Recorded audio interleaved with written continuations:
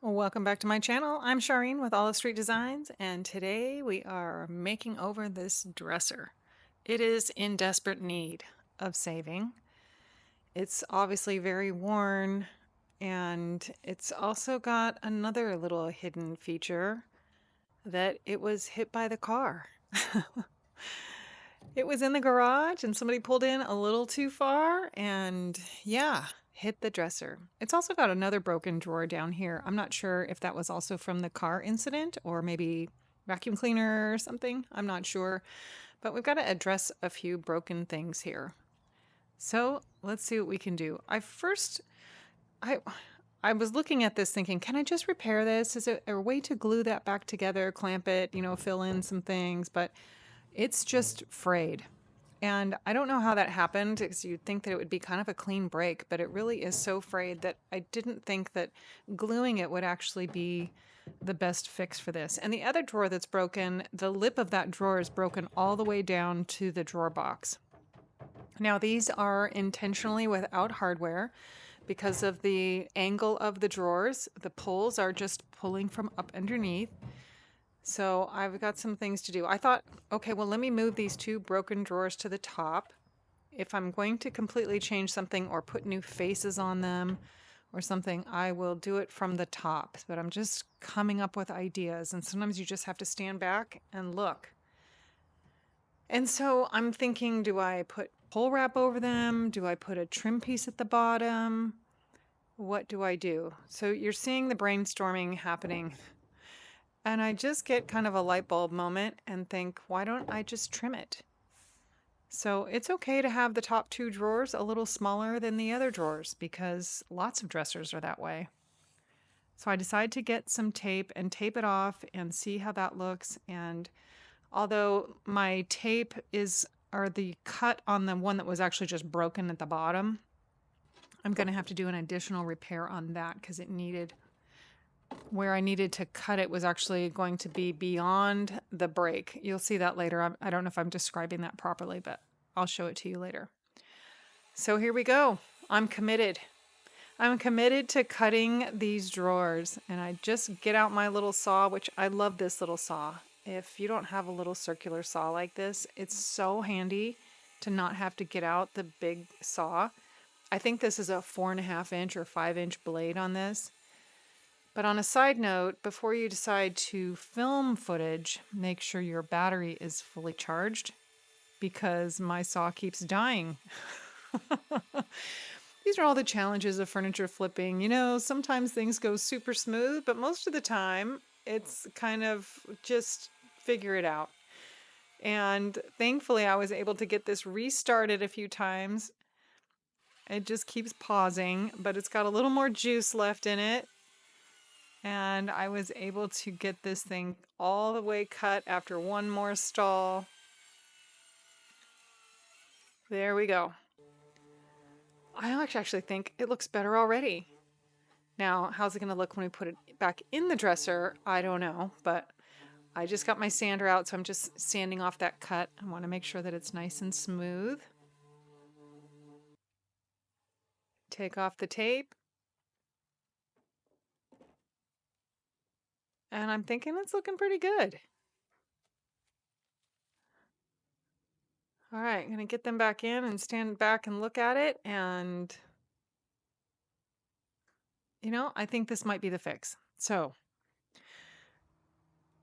it's revealing the little board underneath. But once this is painted, I don't think that anybody will care. Yeah, no, I think that was it. I just cut that. Now, I have also taken off the pull area of this drawer, so there's nowhere to pull it out. Even though it's at an angle, that little lip that was there is now gone. So I know I have to put hardware on. And I did go through the process of just put it on the top drawer or all of them, and it just would look weird if I only did the top drawer. So I did some measurements. I'm setting up my jig. And the jig is going to just be a lifesaver here because all 8 drawers were all the same size. Now, the top 2 are a little different in depth, but of course they're the same length or width. So all I have to do is adjust that depth on the others. But I'm going to use a 3/16 drill bit for my holes. And I'm going to be putting, I did go also through the process of, do I put 2 knobs on each drawer? But with 8 drawers, that was a lot of knobs. That was 32 knobs for this one dresser. No, I'm just going to do one 5-inch pull in the center. And then once I'm done with this drawer, I just remeasure and I dropped that down a little bit so it was centered in the bottom drawers. And now it's just rinse and repeat. The jig really does make this process so much easier. And now that we've got those big things out of the way, because that was going to keep me up at night, how in the world to fix this dresser? I'm glad that went so smoothly, but now it's time to sand and sand and sand some more, because there's lots of dents and dings in an old dresser that you need to sand smooth. And the finish on this was kind of thin, so you can see that as I'm scuff sanding it with just 120 grit, it's pretty much obliterating the finish, which is great because this is really going to help smooth out a lot of those dents and dings and also provide a great platform and some good adhesion for my primer and paint. Just have to do every surface. Time to get the first cleaning done. So I'm sanding and then dusting, but I'll have to do this a few times. I just want to see how everything looks. Okay, time to bring out some Bondo. So I know I have a few dents and dings, one from the car, where the car hit that center support that goes down the middle, and then also that drawer that was just a little short on one end. I'm just going to fill that in. I want to make sure it's straight. I could see it, and maybe nobody else would see it, but I want that to be a straight across cut. So I'm just filling that corner in. That's just from the original damage. I got a board, I covered it with some painter's tape, and I'm just using it to make sure that I'm getting that all straight. And it kind of sticks, although it doesn't really stick, but you can leave it in place while the Bondo sets up. And then that center support, I have some veneer that's peeling, probably from dragging this across carpet. So I've got a syringe with a bent craft needle in there, and that's just a fantastic tool for injecting glue. I injected some wood glue in there, and I'm going to tape it so that that dries. And once that's all dry, that veneer's not going anywhere.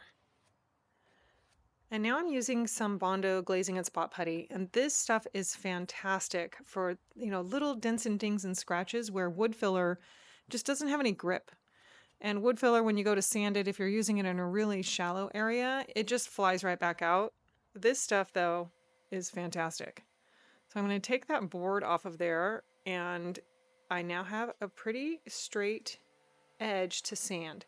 If you just glop it on there and then now you have to go sand, you sort of have to recreate a completely straight edge, but using the board gets you 90% of the way there. And now I just have to smooth the rest of it down. But hey, looking pretty good. And now I feel better about that being a straight cut. Okay, now you can see where I used glazing and spot putty all over the place. I had a little Bondo left over from my other repairs that I put in a few dents. Of course, getting this all sanded down smooth. I'm sure that was a car bumper dent. I think this is my first car involved dresser. I've never had one that's been in an accident. So it's kind of a funny story with that one. But this dresser came to me from a follower. She reached out to me and said, "Hey, I've got a dresser that was my mother's that I'm getting rid of. If you want it, you can come pick it up." Now, it was a bit of a drive to get there, but I love the story behind things. And of course, when people reach out to me, I definitely want to try to pick things up. So I was super happy to get this. And there we have it. It's got to get ugly before it gets pretty. And this one kind of started ugly, and we just kept on going with that theme. And now we're going to get beautified. So into the tent we go for some primer. This one needs a good coat of primer. It's just dry and brittle and old, and we just need to give this a really good base for the paint. I'm using Stix primer here. That's my go-to primer for just about everything. And just a nice even coat. These drawers are at an angle, so it's a little challenging, but we're getting it done.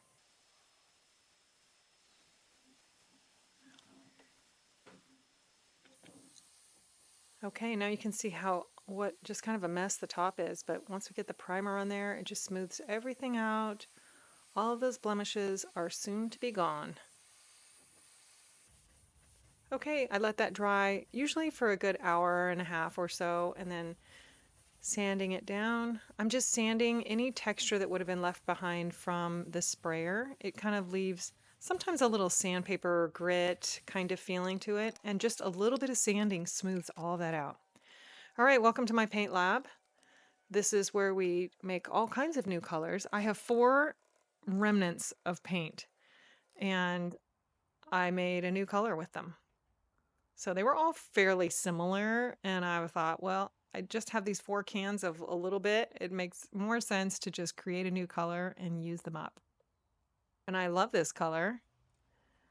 I was making a swatch there. I was putting it on a stick so that I can keep the color because sometimes you run out.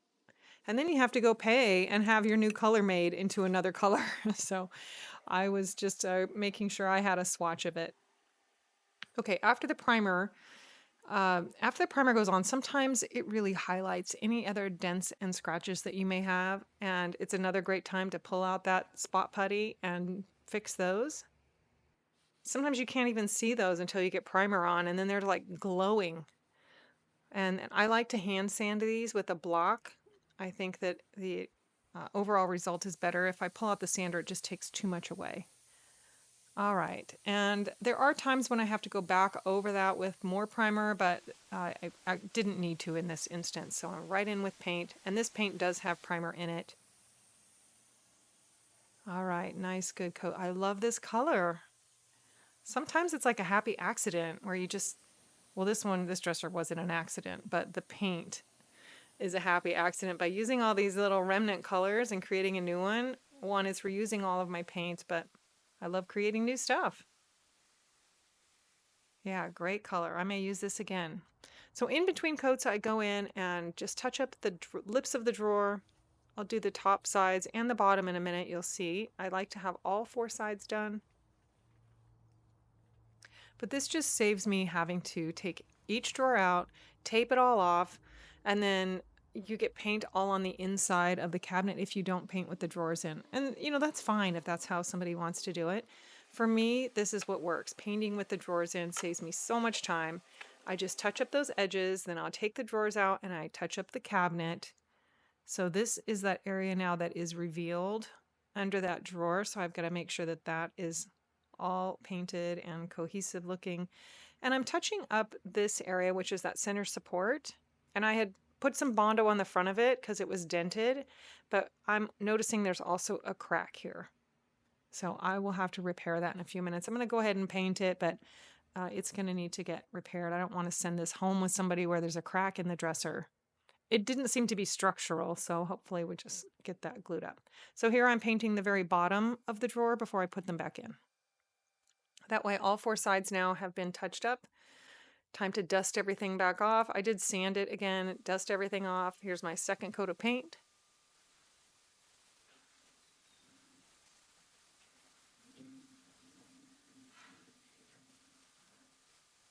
Just a nice even layer of paint. And then after that dried, I dialed it back. You can see I was turning that to the left, which adjusts the flow on my particular sprayer. I don't want to have quite as much product coming out of my sprayer when I do top coat. If you do too much, you can get drips, but then also having too much top coat creates an effect that looks like orange peel. Neither of which I want. So I just dial it back and do thin coats. And then this is my second coat of top coat. So I'm sanding in between, dust everything off, another layer of top coat. I usually do 2 to 3 coats.